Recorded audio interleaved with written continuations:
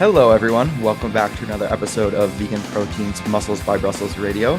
My name is Ben. I'm here with John, and this is episode 192.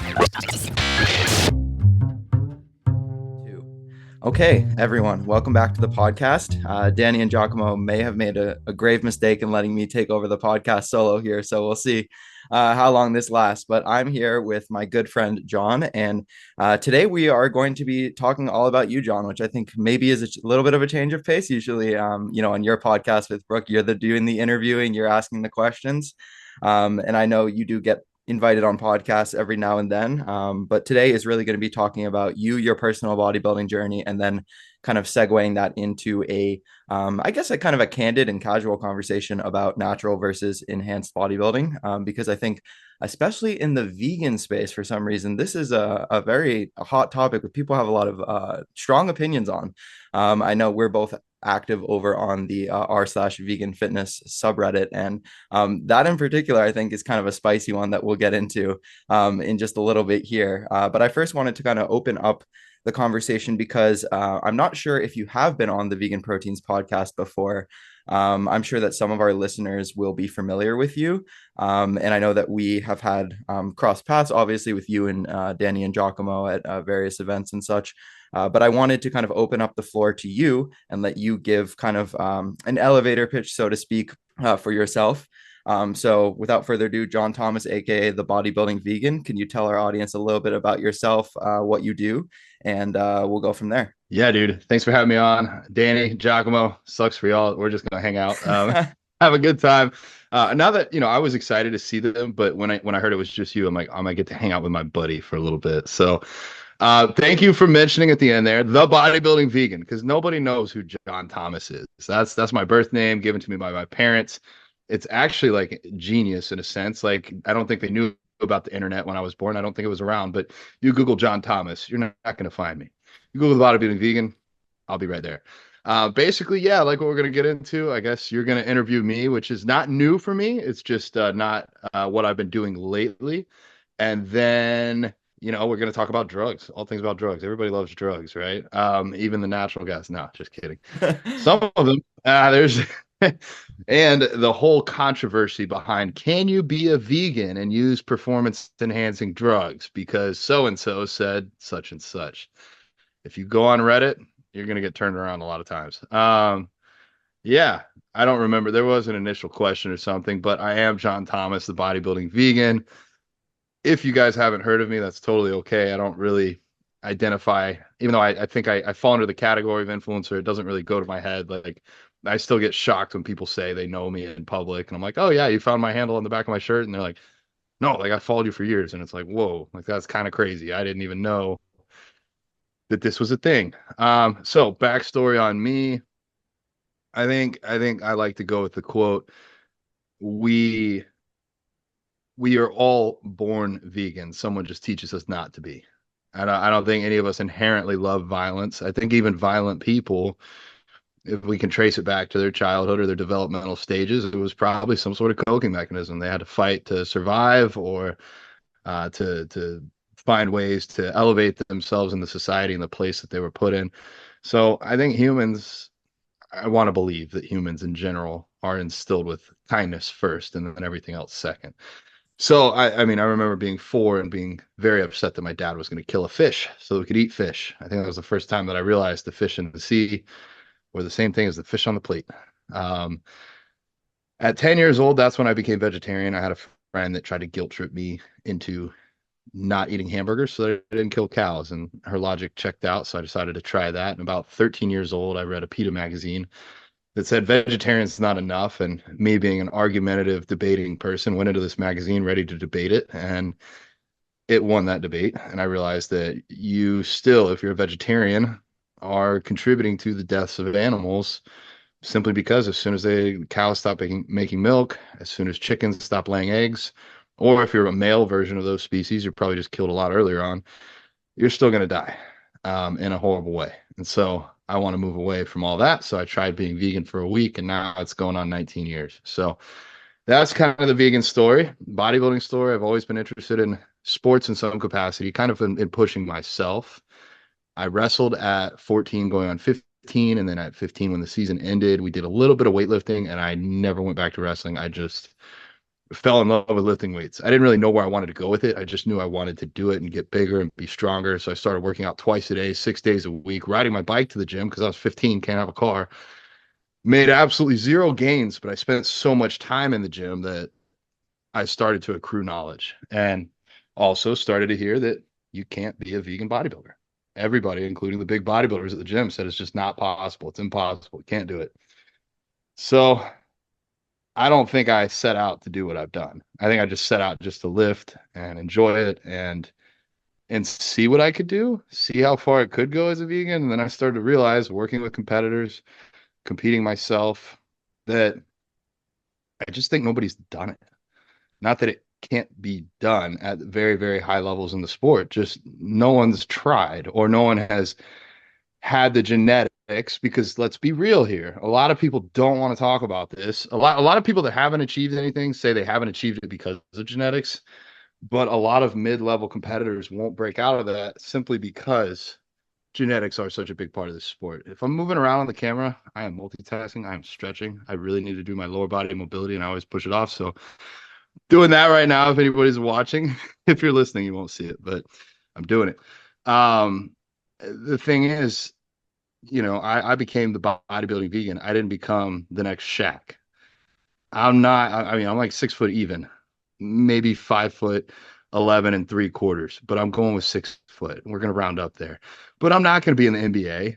I just know that no matter how much it was in my heart. And I feel like a lot of people don't feel the same for bodybuilding. They don't realize that, like, even if you respond to drugs really well, even if you work hard at it for 20 years, you just might not have the muscle insertions. I mean, it just comes down to that. Like, there's so much to the sport. And I think there are some guys at the top level that not only could they achieve everything they're achieving on a plant-based diet, I think they could do it for longer. Based on the blood work that I've seen, eating plant-based is just more in line with, I think, how humans were originally created. We don't have giant teeth. We don't have fangs or claws to go kill things. Like, I could see us prehistoric eating animals, but probably things more like rats every now and then, maybe some fish if we can catch it. But we weren't eating these giant land mammals all the time. And we definitely weren't following cows around sucking out of their cow nipples to get milk as adults. So I just don't think physiologically we're meant to run as much on meat as many people are. And I think that if some people at the top level of the sport could try a plant-based diet, they might find that it works even better as far as longevity. So I don't know. I don't know where that question started, and I've just rambled on. I do that a lot. So I'm going to hand it back to you. I do it as well, and thankfully, I'm with you on a lot of those tangents. You have the wheels turning for sure. For me, the one thing that you were kind of talking about that you touched on with genetics, which I'm just gonna go there. I'm gonna go on this little side trip with you. It's like people look at other sports and they understand that you have to be born with God-given talent in order to excel in those things. And for some reason, everyone thinks that they can be like a professional bodybuilder if they just put in enough time and effort, which is kind of a nice idea, because I think a lot of us who get into the sport have this attitude of personal responsibility where it's like I have control over my own destiny and my fate. And it's kind of, I think, it's an inbuilt aspect to humans where we want to feel like we have autonomy and agency over everything that happens to us in our lives. And I think that more often than not, that is the most helpful attitude to take, but it's also understanding that it's not always the most reflective of reality. And there are things that we have control over. And I think you have to almost in a way have that mentality to be in the sport for a long time, because if you kind of let that get to you, the fact that there are certain things that you don't have control over, you're probably not going to get as much enjoyment from the process, which, if you don't to some extent enjoy the process, of course, sometimes you'll enjoy it less than others. You'll go through ebbs and flows, I think, in your career where you enjoy it a little bit more, a little bit less. But I think the people who stay in it long term kind of continue to show up and tick those boxes most days, because they understand that that is what is going to lead you to get closest to where you can be relative to what you were born with and given. But it's like, people look at images of I don't know, I'll use some of the best bodybuilders of all time, like Ronnie Coleman or Jay Cutler, when they were natural, before they kind of started taking anything. You post that kind of physique these days, like, blur out the face or whatever, just post the physique on r slash natty or not, and you're going to get everybody in the comments saying like these people aren't natural. And I think that that's what people don't understand. Almost every single human trait to a certain extent is on a genetic spectrum, and it's like you can be born over here and you can be born over here. So like, why wouldn't that apply to bodybuilding? The propensity to put on muscle, the propensity to respond to drugs, and not only to be able to respond to drugs, but to be able to escalate those, or get more out of lower dosages so that you can maintain your health for longer, and continue to stay in the sport. So many things that people don't consider. So I'm totally with you there. I think a lot of people underestimate what they can do. But once you get to that kind of upper echelon, with that right in that cusp where you're trying to become a professional at this thing, even if you look at other sports where, like, I think bodybuilding is kind of like a misfit sport. You get a lot of people who were like almost pro in another sport, and then they come over to bodybuilding because they had enough genetics to take them far enough where like there's a massive talent pool, because there's more incentives to make money in these other sports, basketball, football, whatever it might be. They just weren't good enough. But you come over to bodybuilding and now they're like the star of the show, because it's all the people who didn't make it there. Or like, I don't know if you see this a lot, but I feel like you get a lot of people who come into bodybuilding who didn't play sports growing up, and I think they have a lot harder time in certain ways because they're not used to like almost like pushing themselves in that way. So you get a lot of athletes who you're kind of having to pull them back more than you are pushing them when they're coming from more of a sporting background. So there's just a lot of layers to it. I know I'm kind of veering off a little bit here as well, but I want to bring it back to you and when you first started getting into competitive bodybuilding, because you kind of said like this was never really my plan to like become the bodybuilding vegan and to have this mission. I know you've mentioned being the first open pro IFBB vegan bodybuilder as something that you are working towards. And that was never kind of like initially when you started, that wasn't necessarily something that you had thought about actively, and it was something you kind of stumbled upon along the way. So at what point in training and at what point in bodybuilding did you get into competing? What was your first competition season like? And then kind of talk me through like your competition history, how many times you've competed, maybe your most recent season as well, and then how that's transitioned into the phase that you're currently in. Okay. I do want to hit on like two quick things before we Yeah, we jump into for that. sure. I worked at a jail for about 3.5 years. And so I got to see guys that had been locked up for at least a year or right around a year. And some of them would have failed on the natty or not subreddit. And these guys are literally working out doing push-ups, pull-ups on the stairs underneath. And they weren't allowed to do this, but they would take trash bags and fill them with water to do curls. They're eating the worst quality food possible. And I can promise you, they had no access to drugs. And these guys are still bigger than some guys you see on stage. And it's like, it is just genetics. For some people, I'll put it this way. I think every human should be able, if their goal, every human male, if they dedicated enough time, they could bench 3 plates in their lifetime, like naturally.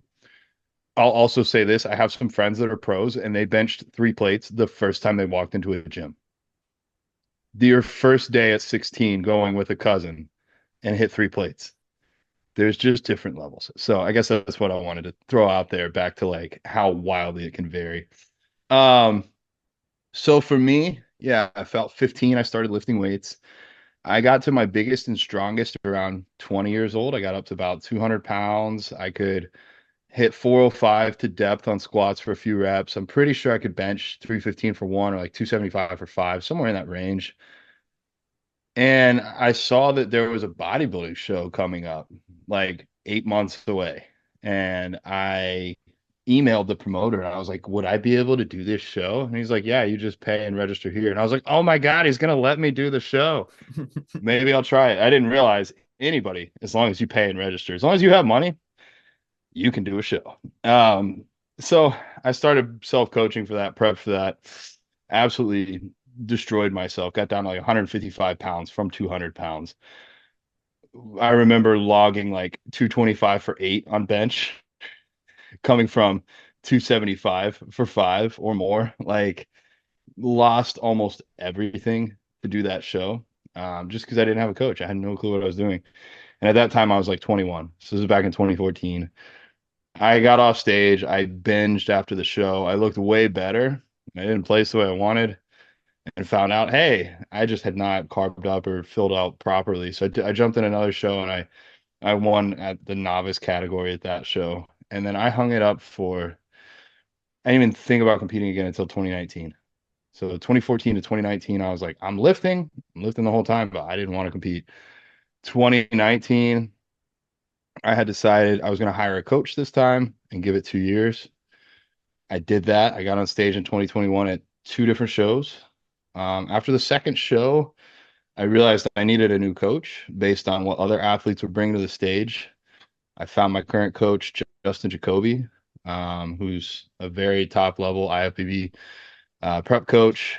He works with some Olympians, and we worked together for 2 years to get me on stage in 2023 in November.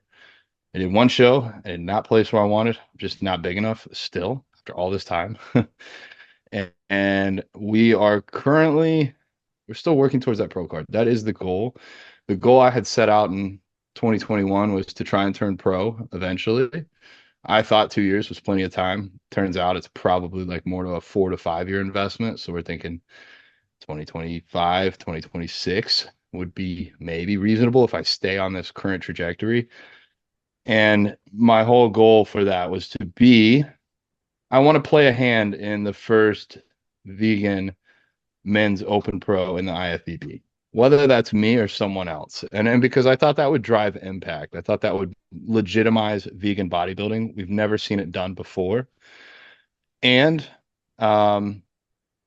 it doesn't have to be me. I just want somebody to do it. I want somebody to open that door. I'm a better coach than I am competitor. I can just say that because I have my genetics. I know my body better than anyone else. I've worked with a coach for 5 years now, and I see what I've been able to do. I've also see what I've been able to help other people do. So for a while, I had some self-doubt. I thought maybe it's because I'm vegan. Maybe I would have been able to make more progress like my non-vegan counterparts. But coaching has kind of saved me from that. I have a lot of vegan athletes doing some really, really good shit. And so I realized this is just some of it is my own genetic limitations. It took me, I don't know, probably like 3, 4 years to hit 3 plates on a bench. And that was somebody that's reading and trying to learn. I probably should have hired coaches back then, but I could have progressed faster, but I wasn't one of the genetic elites. And I think that has nothing to do with my diet. I still like to think I'm relatively strong, but I also see training around the best bodybuilders in the world, just how different it still is. I'm usually the biggest vegan in the room, walking around 240, 250 pounds with abs. But where I train, I'm usually nowhere near the biggest bodybuilder in the room. I train next to literally current and past Mr. Olympias. So, somewhere in here, we got to talk about drugs. I did, after that first show back in 2014, never bounce back. Getting down to 155 pounds, eating about 1,600 calories a day for the last 4 months of that prep, doing over an hour of cardio a day, lifting 6 days a week, and being probably the second leanest I've ever been in my life. I got pretty lean for this last show. I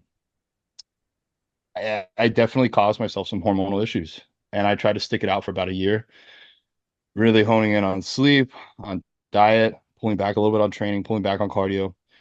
No matter what I tried, I pretty much just gained fat every time I added any calories and lost strength anytime I took any away. And so at that point, I went and started getting blood work done and found out that I had low testosterone. And a lot of people are gonna be like, "Oh, it's because you're vegan."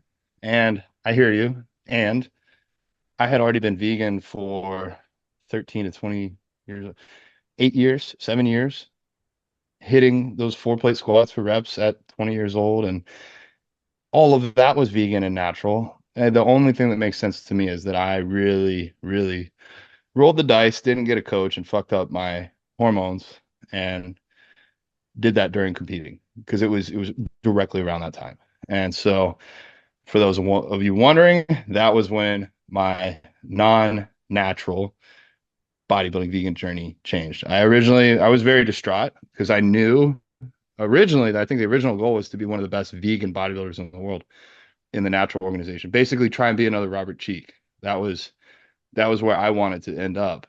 And I realized by competing without a coach and not knowing what I had done to myself, not realizing the repercussions, like that you could permanently alter yourself and have to give that up. So I wasn't like looking to get on drugs. I wasn't looking to start testosterone replacement therapy. It was something I was really upset about, to be honest. However, I'm grateful for it. It opened some doors. My endocrinologist sucked, so I ended up taking things into my own hands. I cared about my blood work. I cared about my health, and she didn't. So ended up deciding to go my own route, and then still never thought I would compete again, but figured I would just try and become a big vegan and see how far we could take things.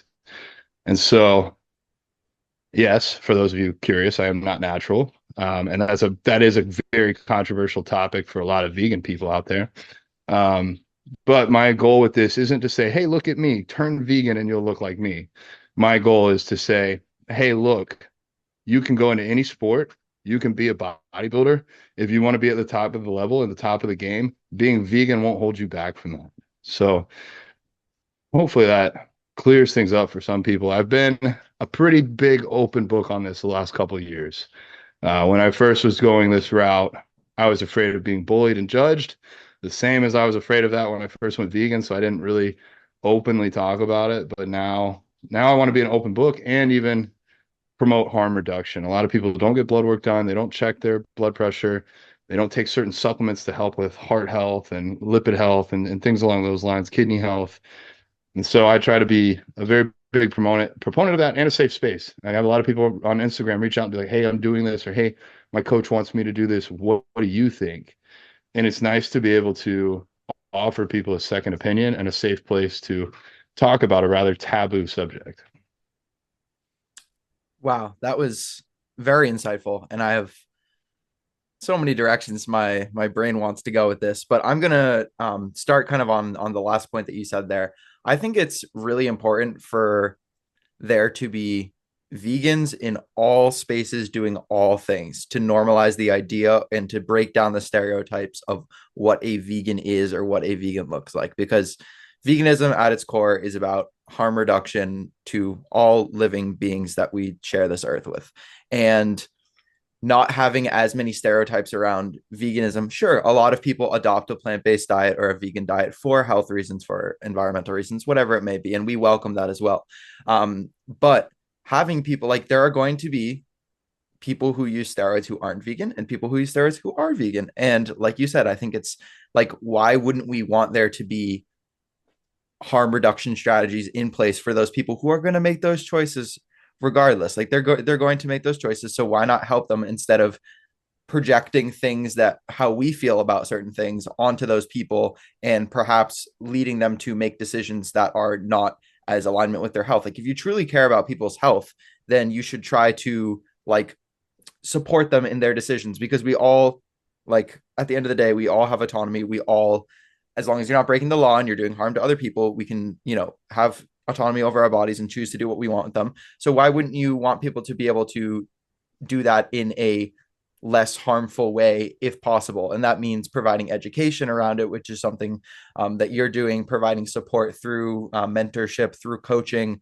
through just destigmatization and saying like, hey, if you're going to choose to do this, there are better and worse ways of doing it, and here's what they are, laying it out, letting people make their own decisions instead of invoking things like shame and guilt onto people, which is just going to either make it so they're kind of feel like they're alone in this and maybe they go down paths that aren't the best for them, or they just feel like they can't share. And I think a society in which people feel like they can't be honest about what they want to do or what they're doing just leads to negative consequences. So I think the fact Yeah. that you are willing to kind of be that person and say like, hey, I'm here, I'm sharing my journey, this isn't where I thought I would end up, this wasn't initially my intention, but like I'm rolling with the hand that I've been dealt and making the most of it. I think that is very admirable. And I'm sure that there would have been a lot of people in your position who either would have just stayed kind of in that like like kind of misery and like the way that you were feeling in your own body, and just been like, well, this is just the way that things are. But you wanted to do something about it. You wanted to kind of like take it into your own hands. You found that whatever kind of treatment you were getting wasn't working for you, and so you put in the time and effort in order to do that for yourself. And yeah, like you're also able to say, hey, this, like, again, I wasn't like looking for an excuse to hop on drugs, which is something that unfortunately I do see a lot of times, especially with younger kids these days. Instagram, TikTok, it's a complex topic. I don't really know how to tackle it, but I do see a lot of individuals who feel like, I guess they feel like they have no other choice. They can't achieve an impressive physique naturally, and they have to hop on drugs. And that's just a completely different scenario to what you described with yourself, where it was basically like, hey, I did such an extreme thing, going through my first prep without a coach, doing things this certain way that made it so I kind of didn't have another choice. And I think most people aren't looking for a reason to go on steroids or on drugs. Sure, maybe you get some people out there who are, but most of the time, like if you look at some of the statistics about TRT usage, I think it's like 85 to 90% of people who go on are like off within a year, which is hard, because then you're Mind blowing. yeah, you're just tanking your hormones, and like you're not like, some people can maybe recover from that, but I would say probably most cannot. And then you're just living in this state that is not optimal for your own well-being, health, longevity. And I'm sure you have kind of more knowledge than me on this, but just seeing kind of like the lengths to which some will go to promote things like TRT clinics, just encouraging drug usage before it becomes necessary. And I think this is a good kind of segue into who should consider using versus who should not consider using. Maybe some caveats around like what age, and for what purposes. Of course, first, like, it's your body. If you're not breaking the law and you're doing, you're not hurting anybody, then do whatever you want. But I think that, like, from where I'm sitting, and I'd like to get your opinion after this, if your sport requires it, so if you want to be an IFBB professional bodybuilder, chances are, unless you've got 0.00001% top genetics, you're going to need to take performance enhancing drugs to make it in the IFBB Pro League, if that is your goal and your dream. And I would say you should probably get an honest assessment from someone like a coach who works in the space before you make that decision to say, do you think I have what it takes to make it in this space? Like, because there are the anomalies where like they don't look naturally like they would have amazingly impressive genetics. The one person that comes to mind for me is someone like a Nick Walker, who, like, you look at him when he was training naturally and like you would never know that he would become like, the signs weren't there. But I would say for the majority of individuals, you can tell like their response to training, their natural proclivity is going to indicate how they are going to respond where they're enhanced. They're just like their propensity to put on muscle. So I would say if you want to pursue the sport at the highest level, it's probably going to be a necessity. Maybe not for like bikini. I know you guys have talked about this on your podcast. I think maybe but even then, it's like most bikini competitors are using things. It is an advantage. And most competitors. Yeah, go ahead, drop in. Let me jump in here because you hit a few really good points, and I feel like you and I are both. We have so much to say, and it's not a bad thing. It's the worst thing is when you're on a podcast and you can't talk at all. So first thing is being on gear vegan, because we got to cover that, because people are going to ask. So I've been called out so many times. You're not vegan. You take drugs. You're not vegan. You use steroids. And vegan is not the same as plant-based. Vegan is an ethical ideal, and no one will be perfect. If you're watching this, the screen you're probably watching this on was made probably by child labor somewhere. If you drove a car anywhere in the last ever, you've ran over bugs. Walking around outside, you step on bugs. Vegan is about harm reduction at its core, doing anything reasonable. And I would say not eating a hamburger is pretty reasonable. It's not that hard to get a veggie burger, or to not even eat burgers, to eat something entirely different. Like, it's very, very easy to do that. It's very easy to not buy a leather belt, or if you run out of belts and you need another one, it's easier to go get a plant-based belt versus finding a cow, killing them, taking their skin and making a belt. Like, it's about what's practical. So then we get into the whole like super vegans. I'm not going to do anything that's not vegan. Like, If Tylenol was ever tested on animals, I don't care how much pain I'm in, I'm not going to take Tylenol. Even if the tests were 100 years ago, I'm not going to do it. So, are steroids vegan? Are they made from animal body parts? That's a great question. That would really quickly rule out vegan or not. Testosterone is synthesized from yams or soybeans. So testosterone is free. And then people might be like, I heard somebody say, "Oh, I heard that growth hormone comes from horses." Well, they said human growth hormone comes from horses. Well, human growth hormone comes from human pituitary glands. So bodybuilders in the 70s were getting growth hormone out of humans from cadavers. The more you know. Now that's all synthesized. It's made from amino acids in a lab, vegan approved. Now, these drugs, all of them, every drug, Tylenol, probably just about anything in your life that you use has been tested on animals. Is the testing ongoing, or was this historical test done decades ago? Testosterone, not tested on animals anymore. We know it works. It's cleared. It's a pharmaceutical drug that was tested at one point in time. So I, on my vegan journey, would not tell somebody that's using testosterone that they're harming an animal because it was tested on animals in the past. Same with Tylenol. You know, like the person that told me I take testosterone, so I'm not vegan, then I guess I'm not vegan because I had a tooth removed and I took Tylenol. Guess I'm not. Like, if I don't fit your standard, that's fine. For me, my ultimate goal in life, I've assigned this to myself this year, is to end factory farming. That's a pretty lofty freaking goal. We kill 80 billion animals a year. I don't know if that's going to happen, but that's my goal. If you're a hunter or a fisher, you're not really making a dent. You're too small. But these giant factory farms killing 80 billion animals a year, that's why the world is going to, that's why these hurricanes are happening. That's why global warming, climate change, all this stuff. So, anyways, get off my soapbox. But yes, you're still vegan, even if you use performance enhancing drugs. Are you a natural vegan? No. Are you the world's healthiest vegan? No, but you're vegan.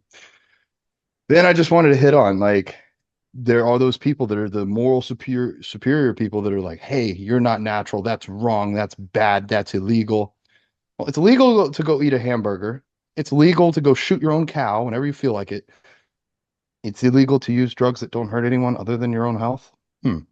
Okay. Well, then I'm going to be the world's best natural bodybuilder. Oh, wait, shit. I tried that. I didn't have a coach and I ruined my hormones for life. There's a lot of different angles that can play here. Ben, I mean, competing naturally is not healthy. It's not fucking healthy. And even if your body was healthy, we know it's not exactly mentally healthy either. And I will urge you, though, go find me any athlete, top 1% in the world that's healthy. You think David Goggins can run 100 miles unbroken because he had a great, happy, fulfilling childhood? Nope. He went through some shit and he uses that to push himself harder than just about any other human on the planet. It's how do you use what's happened to you? For me, I messed up my natural hormones and now I'm the bodybuilding vegan that is usually the biggest vegan in the room. And I use that as a way to encourage other people to get in the gym, to stop eating meat, to be a literal walking billboard so that when people see me, they ask me questions because I'm an introvert. I don't want to talk to people. I mean, I like you, Ben, but like it doesn't fill my cup. By an introvert's standards, it decreases your energy. It stresses you out to be in front of large crowds. I can do it. I'll show up and perform. You're darn right I'll show up and perform because there's animals' lives on the line. But it doesn't fill my cup. It drains me. It's not where I want to be. If the world was vegan, I wouldn't be on a damn stage. So, anyways, all of those things to say, you can be vegan, you can use drugs. You can be vegan, you can compete naturally. None of that's necessarily healthy. There's a lot of things that we can jump into there. Um, as far as people wanting to get on drugs, I think a lot of kids just have no clue what this sport takes. And I think I had no clue. Like, I had already been lifting for 7 or 8 years before I started using anything. I've now been lifting 16 years. And I still got a couple years at least before I could turn pro. I had no clue what it took. And back to your Nick Walker analogy, for people that don't know, Nick Walker is one of the best pro bodybuilders in the world, probably top 5. He didn't look quite like that before getting on gear. I don't think he had the best coach from what I recall, or he was self-coached or something along those lines.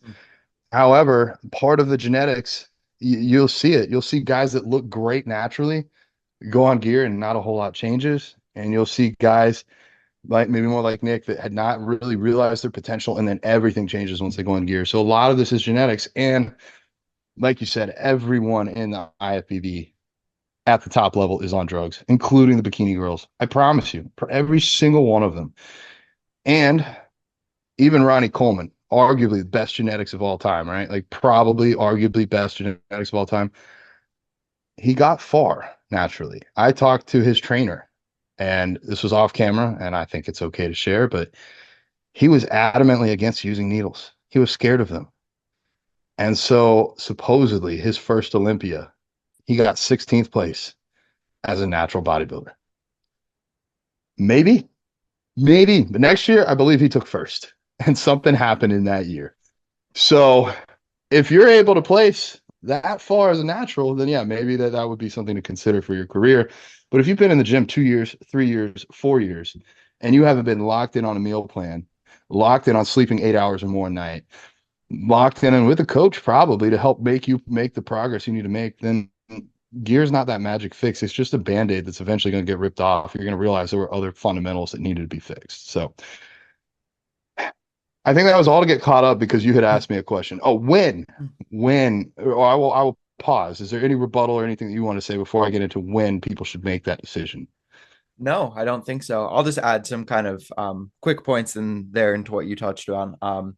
One, the vegans who are like the level 9,000 vegans who, people are getting debates about is sugar vegan because of the bone char thing, focusing on like, oh, they added like vitamin D3, which is sourced from lanolin to this cereal, and I bought it and it's not vegan. Like these are the tiny, tiny, tiny, tiny little pebbles that people fight over. And people like direct your energy to the bigger issues, which like you said, like 99.999% of like all animal suffering comes back to factory farming. So totally agree on that part.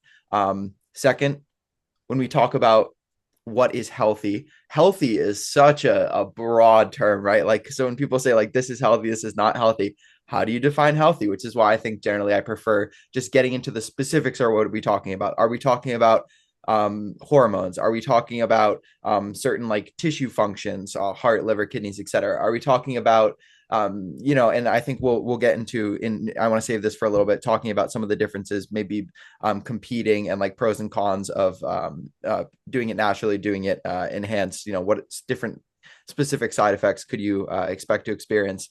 But yeah, like, what you think is healthy versus what someone else thinks is healthy. Someone might look at someone who's 9% body fat and think that's healthy. For majority of people, it's probably not. They probably feel like shit.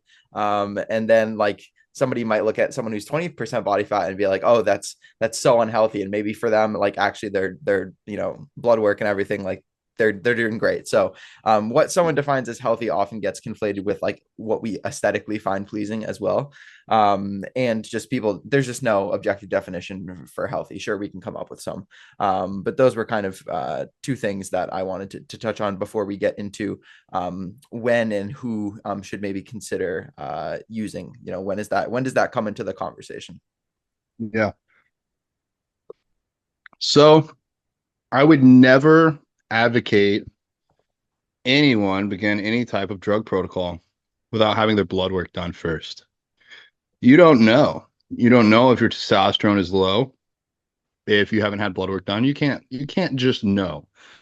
You might have symptoms, but those symptoms could be something else. Maybe you have a thyroid disorder. Maybe you have something else. Like, why are we going to add another variable to the mix if you're already having symptoms, if we don't know what's causing those symptoms?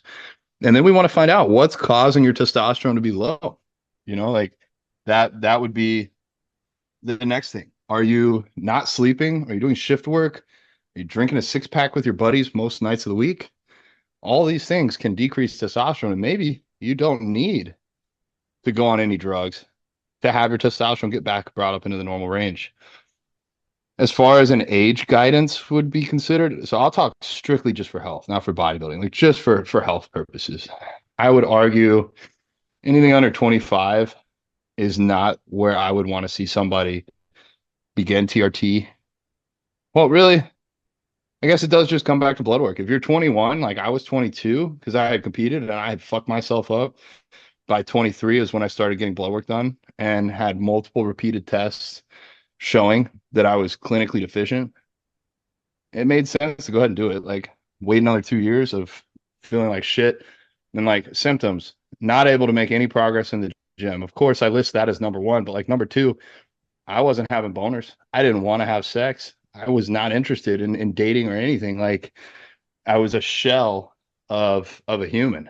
Um, like really just like the basal innate human desires were just not there. So it was definitely impacting quality of life.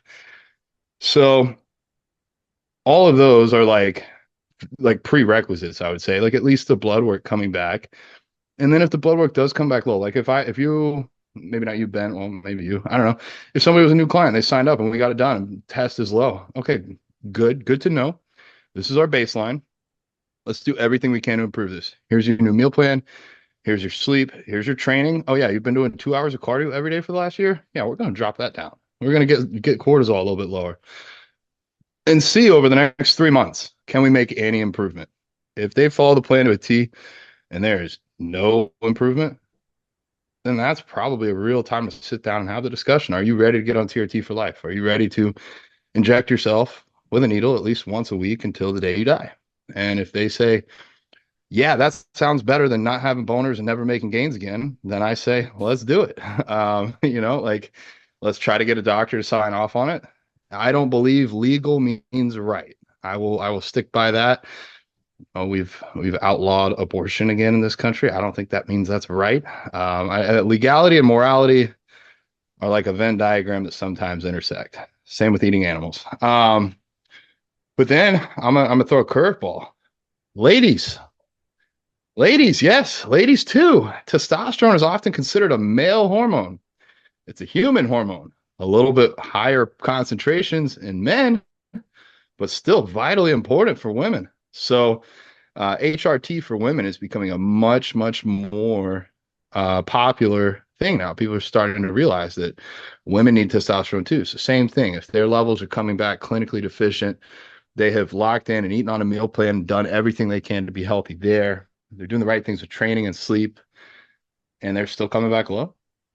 Then hey, they might want to get that checked too. And that's something I do with some of my female clients as well, because if they're deficient in testosterone, they're not going to be able to make progress in the gym or have the most optimal life. And the biggest thing I think is like you guys that want to get on TRT because you want to make gains, like this isn't really about making gains. Like it's about getting you healthy and getting your body to where it should be. Because if you're like, ooh, the doctor's going to give me a little extra, or I'm going to take a little extra. If you take any more than your natural body is meant to have, your body is not able to fully heal itself. Your hematocrit and hemoglobin, your blood thickness levels, those are going to rise over time. Your cholesterol levels are going to slowly get more and more out of whack. If you're even more unlucky, your kidney function, so like your EGFR, your creatinine levels, those are going to come out of whack. And this isn't like the alcoholic that can regrow his liver after 20 years. Kidney function, once it drops 1%, once it drops 10%, it never comes back up. So if you run your kidneys from 100 down to 80, I don't care how clean, how healthy, how good you get your blood pressure the rest of your life, you're not getting that kidney function back. There's a lot of pro bodybuilders that don't check blood pressure and don't do the right things, and they're on kidney donor lists and still competing. And it is fucked up. So all those things to say, for health reasons, it's not the devil, but it's also not the magic fix for everyone every time. And it needs to be done right. And unfortunately, doctors in this country just don't know a lot of the time. Testosterone is a cheap drug. It's not a highly profitable drug for pharmaceutical companies. Doctors aren't paid to push it. So there's no real incentive for them to be knowledgeable unless they're just trying to be a good doctor. But most doctors are overtaxed anyways. So all I'm trying to say is you need to do your own research. You need to have an idea of what an appropriate dosage is. You need to have an idea of what your blood level should be coming back before your doctor says anything. You got to check them. Otherwise, I literally have had female clients prescribed 100 milligrams a week. For reference, I was prescribed 75 milligrams a week, and I'm a male. Literally, like women are being prescribed. We're being prescribed. I've seen it twice now in my coaching career. a man's dosage of testosterone because their testosterone came back low. And I had to have the conversation, are you trying to transition from female to male? And they're like, what? No, I'm a mom. I'm staying a mom. And I'm like, well, you're well on your way to being dad number two. And maybe that's insensitive, but that's the truth. And their doctor had no clue until they brought it up and advocated for themselves. So you just got to be careful. These are hormones we're dealing with. You got to be careful if you're natural and you're competing. You got to be careful if you're enhanced, whether or not you're competing. So, I don't know. I've probably been on 5 different tangents. Please flew me back in where we're supposed to Excellent. be. Yeah. I don't know if I'll be doing that, but I'll definitely hit on some of the things that you touched on there. I think kind of you basically said all I wanted to say. I think it's basically like, okay, you are experiencing negative side effects that you believe is related to your hormones. You've got the blood work to kind of back it up, and you've done all that is in your control to try to modify that through lifestyle, behavior. Maybe you've tried some like different like supplement protocols, and nothing's working. And I think at that point, like you said, it comes down to making that decision. Like, is this trade-off worth it? Understanding that it's something that is a life commitment. It's not something that you can just do for a couple weeks and then you're fixed and you're solved and you're all good. I think that's really important to say. And then we also already kind of touched on like, yeah, if you want to compete at the highest level, probably something that you're going to need to use there. And obviously we know a lot of athletes in their sports are using it, not talking about it. So those are kind of the main usages that I see. One thing that I did want to touch on while we are on the conversation of well, two things really. One, continuing to talk about maybe some of the ways that steroid usage or just performance enhancing drugs, because not all PEDs are steroidal, talking about some of the ways that can affect your body, just because I think some people just don't know. They genuinely don't know. And then we'll talk into like naturally, what are some of the consequences of maybe undergoing a contest prep, which I think is probably the most like the riskiest and stickiest situation, because kind of you're in your off season and you're natural, there's not too much harm that you can do other than maybe getting really overweight, because we know that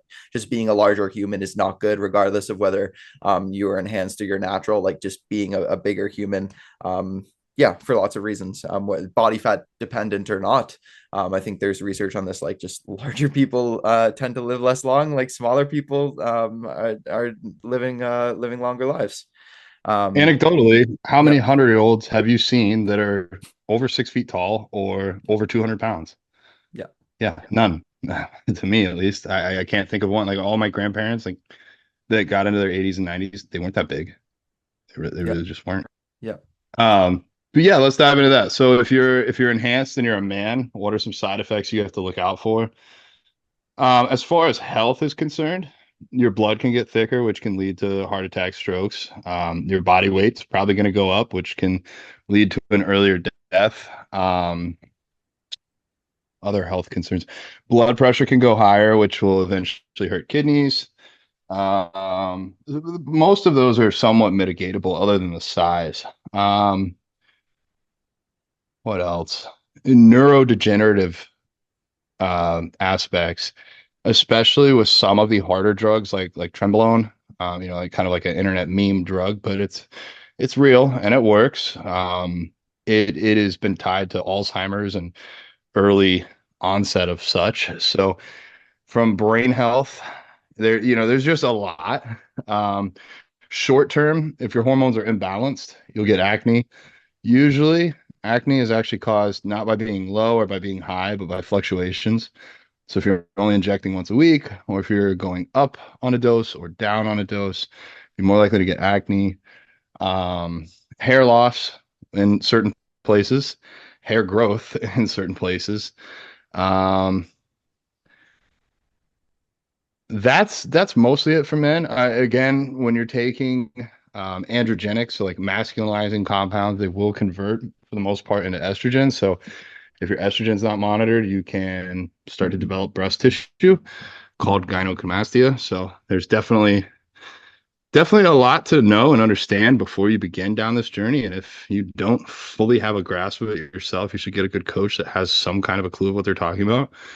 For women on the enhanced side, basically everything that the men had, but the virilizing side. So women can grow facial hair, women can have their voice be deepened, they can have their clitoris enlarged, So all the other negative side effects for men, but also those for women. Um, it can make their jawline more accentuated, basically slowly turn them into a man. So from the competing side for women, they really need to have those things dialed in very well and make sure that even more so, like if a man takes a different drug on accident, like let's say you're a man and instead of taking Anavar, you take Dianabol or another oral steroid, um, you're probably just going to get whatever side effects come with that. If you're a woman, in addition to the side effects, you're probably going to viralize a lot harder. So just things to be even more concerned with. So yeah, on the enhanced side, there's a lot. And then on the natural side, basically what happened to me could happen to a man or a woman. For testosterone purposes, you're not going to get like Ben. I know your testosterone, if we checked it, was low when you competed. There's no Dude, doubt. Like, okay, so just for context, when I did actually get it tested in the spring when I was still, I think this was probably before I started to incur a lot of like the negative prep side effects. Like I still subjectively felt pretty good, but I basically had been like wrapping up like my pre-prep diet. So I had already dropped probably like 20 pounds and in a short matter of time, right? Because so coming down from peak body weight, it's going to drop off pretty quickly. So I was probably in a pretty aggressive deficit. And I went from like 190. I think when I got it tested, I was probably like low 170s or high 160s. And I remember like all my other blood work was good, but then I remember looking at testosterone and I like didn't believe the number when I first saw it. I think I'm probably somebody who is already naturally like on the lower end of the spectrum. And if you take a look at like competitive natural bodybuilders, there's a whole range. Like Lane Norton and some other people are maybe up closer to like 1,000. Doug Miller, but then you have people who are like on the lower end, and you wouldn't necessarily expect it from how they look on stage. But just to cut off this tangent here, I think it came back as like 85, which is like incredibly low. Yeah, like I knew I was going to raise some eyebrows. And at the time I felt fine. But you stay in that state for too long. And like, I think that's, what happened to you. You said you were eating 1,600 calories and like basically killing yourself in the gym for 4 months straight. And I think the length of time for which you expose yourself to those conditions can make a big difference as well. Because, I mean, I've talked about this. I cut my prep off early for the fall shows because I saw where things were heading and it was not heading in a good direction. Like, I think I was probably doing around that level of like calories and cardio and training for a month or two because I had kind of competed in the spring, come back up, and then I was going back down. But I definitely lost some more tissue there. And so it was like basically having to push harder than I did for that first stint of prep. And it's like at a certain point, if you can keep pushing against the wall, but you're not going to continue to look better, you're just going to keep looking worse and your hormones are going to keep getting down regulated. So thankfully I've been able to bring that back in like a pretty short period of time, or at least what I figured based on like the side effects that I'm experiencing. But had I stayed in that state for the rest of my prep, who knows like what could have happened as a result of that. I know. Yeah, Been exactly. there, done that. Exactly. See, I wasn't smart enough or educated, and there weren't podcasts like this back in 2014 for me to go get information on. I just was of the mindset more is better. If I don't like, I literally every single day would have a weighted average of my scale weight. And if it didn't go down at least half a pound to a pound a week, oh, take away 50 calories. Oh, add another 50 calories of cardio. And I was like 200 pounds, and I think I got down to like 180 in 4 months. And then I was like, okay, pre-prep's done, time to prep. And then it was the 4 months of 1,600 calories and everything else. So it didn't happen overnight. And if I'd had your foresight, might not be having this conversation, but hey, I'm okay with the way it turned out. I'm happy with where I'm at now. I'm glad that honestly, one of the things that I do the most for my clients is advise on hormones. And I'll be the first to say I am not a doctor. I have taken 0 formal courses for this. It's just stuff that I have researched the hell out of and tried to find out in the community, both the health community and the bodybuilding community, like what is reasonable. And 85 nanograms per deciliter for you, that's not reasonable. That's not good. And then my female clients that are taking 100 milligrams a week, like I know that's not good. Like a regular female dosage is something like 6 to 9 milligrams a week. So to be giving someone 100, it's just to me, it's medical malpractice. It's like, oops, I slipped a zero. It's like, well, you slip a zero with water, you drink 10 gallons instead of one, you're gonna die. So why are we doing those hormones? But thank you for sharing your side, because it kind of confirms to me that I know you. I know how fucking hard you work. I know you're not cheating on your meals or skipping cardio and shit. Like it's just the nature of this sport. And I agree. Off-season natural bodybuilding is not super unhealthy. That's probably the healthiest athletes will find. The upside to competing as an enhanced person is your testosterone doesn't drop while you compete. I think I talked about this, I believe, with Giacomo, might have been with somebody else. I've talked about it before, but like enhanced bodybuilding at the extreme, taking all the drugs to get all the size, to do all the things, versus natural bodybuilding. I'm going to basically starve and deplete and kill my body with no chemical assistance. Neither of those are healthy. If we had like the TRT Olympics, oh God, that'd be great. If everybody had a test within a certain blood level, there were only certain drugs that they could use at certain amounts.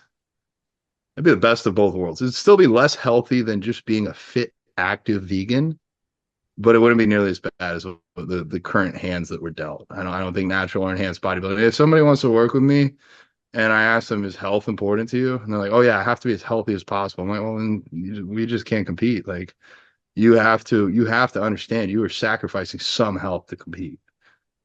How much depends on your goals, depends on what you're doing. But I think you had asked me one other question too.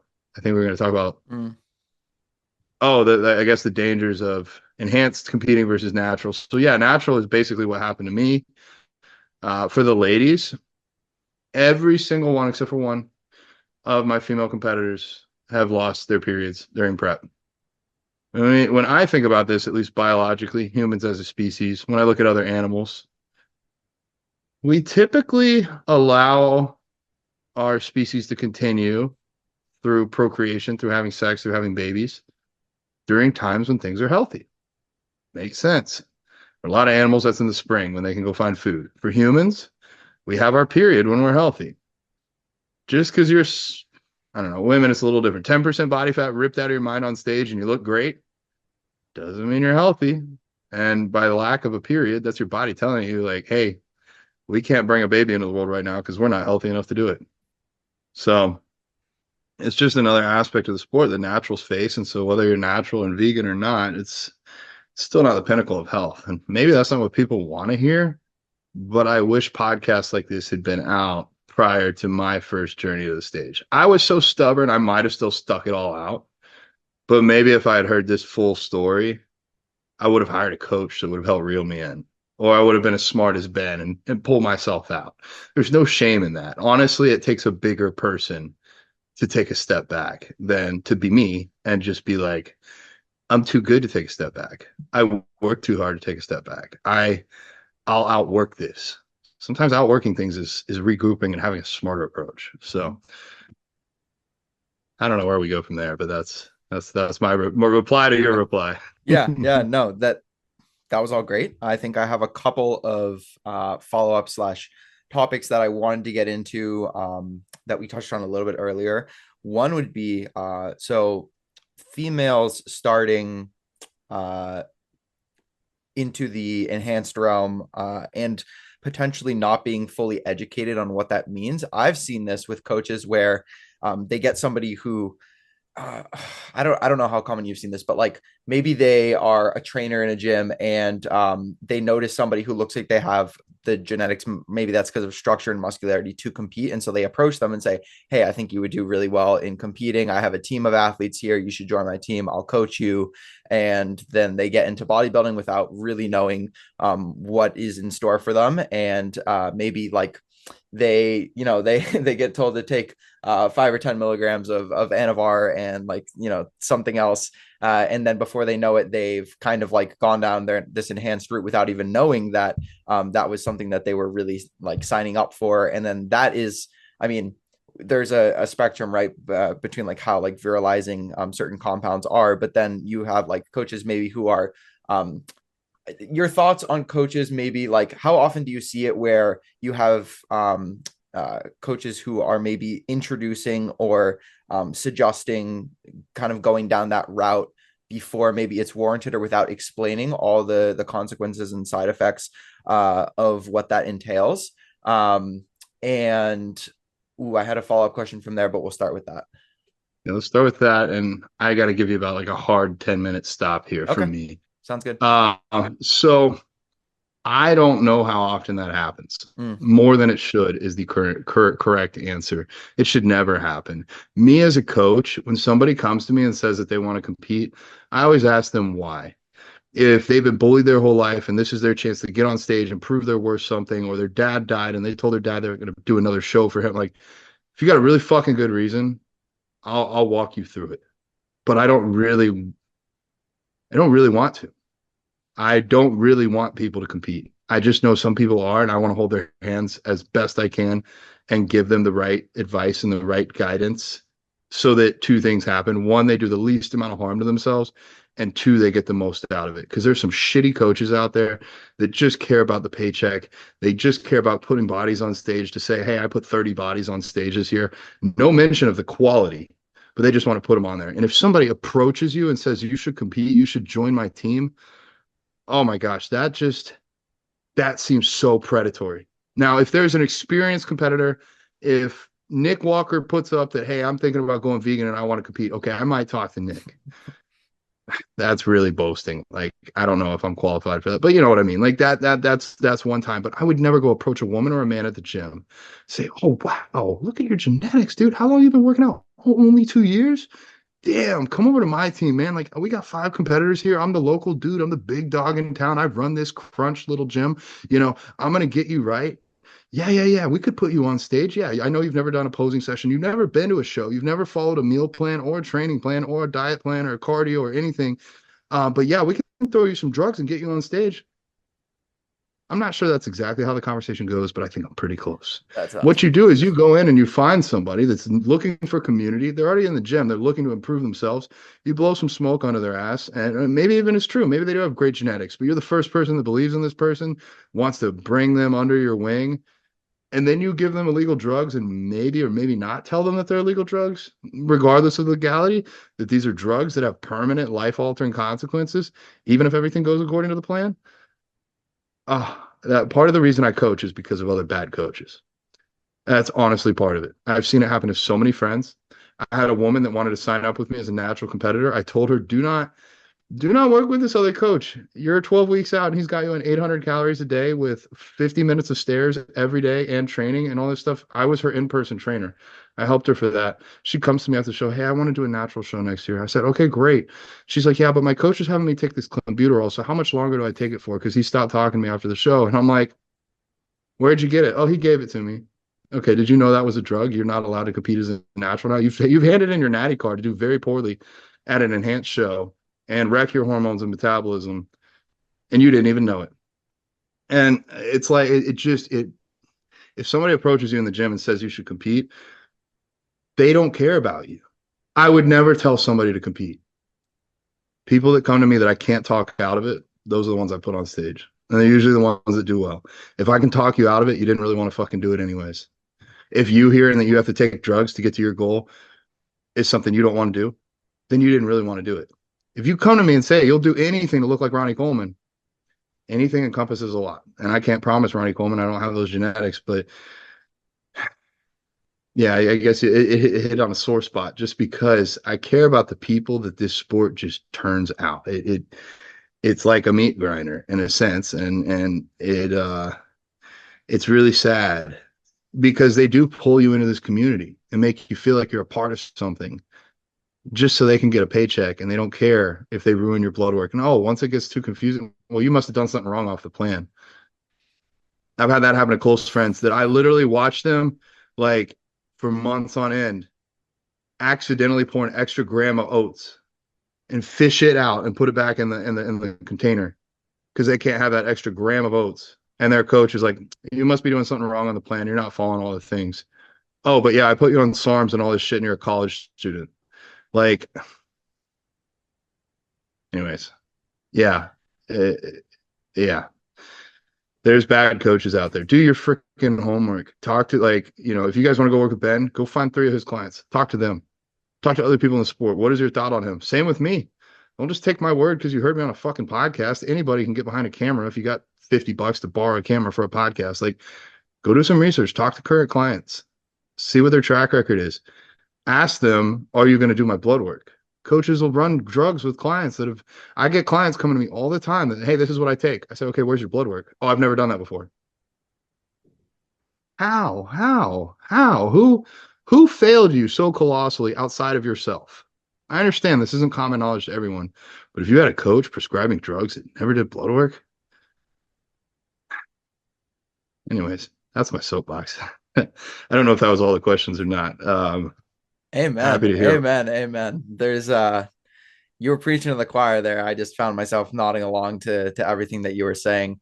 And this is what it sounds like when you have coaches who are in coaching for reasons that are not to make money or to, because it's an easy career path.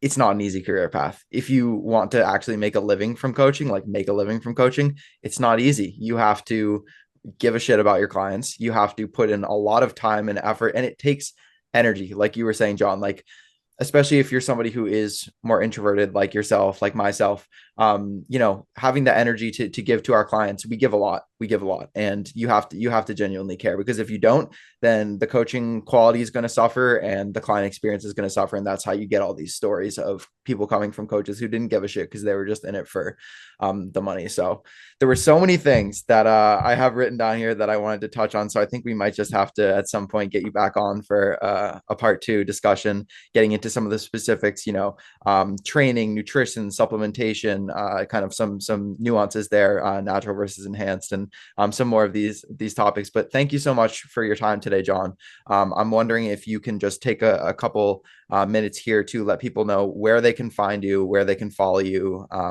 any services, things like that you want to kind of make known to people, and then I'll close us on out here. Thanks, man. Time flies with you, dude. You're such a good, kind, genuine person. I really appreciate you having me on here, asking me some good questions, getting me thinking, and just doing what you're doing, man. How old are you again? I'm 25 years old. You're young. I'm 32. I wasn't doing any of this at your age, brother. So you're light years ahead of me. Once you hit 32, like, I can't wait to see where you're at. So try not to be too hard on yourself. Keep it up, man, because you're doing great things. You're like inspiration to me, because I hope I feel this way for Robert Cheek. I hope he looks at me and like, oh, I don't have to do some of the things because John's going to pick it up. And I'm like, I don't have to do some of the things because Ben's going to pick it up for me. So, I just want to throw that out there and say I really appreciate you, dude. But yeah, if you guys want to follow along or learn more, you can pretty much, like I said, you can Google me to find me. The bodybuildingvegan.com is my website, and that'll have links to my YouTube, my Instagram, pretty much any of my contact info, but obviously on Instagram too, the Bodybuilding Vegan. YouTube is now Bodybuilding Vegan TV, so you can find me there. And I like to work with competitors. I like to work with vegans. I am kind of lucky in the sense that I'm working with a lot of people right now, so I've been raising my rates. Really want to work with people that are serious about changing. I'm not here to hold hands in the sense of being a cheerleader, but more of, I want to be the GPS. You tell me where you want to go, and I'll give you a few different routes and options on how to get there. I will close out, Ben. You do a really good job of this, so I appreciate you. We all get to be a walking billboard for veganism. If you want to go get the head tattoo, I got a great vegan artist I can send you to, or you could wear a t-shirt. And if every vegan every day wore a vegan t-shirt, not only would we find a lot more vegan friends to hang out with, we'd probably convince a lot of other people to come over to this side. So yeah, I'm all about wearing vegan apparel. And literally somebody asked me, how vegan are you, yesterday, because they wanted me to hold up a non-dairy protein shake saying I endorsed it. I'm like, I got the head tattoo, I got an arm tattoo, I got a hand tattoo, I got a vegan shirt, I got a vegan fanny pack, a vegan hat, vegan socks, and vegan shoes. You asked the wrong person. Let me show you a video on Instagram of how that dairy cow was treated before you got the milk in your hand. And they're like, oh, yeah. I said, yeah, get the vegan protein. I'll hold it up next week. So, yeah, man, I just want people to, I wasn't doing it at your age. I would never wear anything vegan at your age. I was too not secure with who I wanted to be or how I wanted the world to change. So I'm trying to inspire other people to get started before me, because you don't got to be in your 30s to do this shit. So Well, keep it up, dude. I'm proud of you. well, you did that for me, I will say, like the wearing the vegan stuff to the gym, outside of the gym more so now, and actively seeking out more vegan apparel, supporting vegan businesses, and using that as a way to start conversations because, you're always thinking about how can I do more, and this feels like a simple thing that I can do. That is just doing a little bit more each day. Thank you again for your time, John, and thank you everyone for listening to another episode of Vegan Proteins Muscles by Brussels Radio. You can find us at Vegan Proteins at Muscles by Brussels on Instagram. You can find John at the Bodybuilding Vegan over on Instagram. If you want to get in contact with us, you can go over to veganproteins.com, hit the contact button. We'll get back to you ASAP. Thank you for listening, and we'll catch you guys in the next one.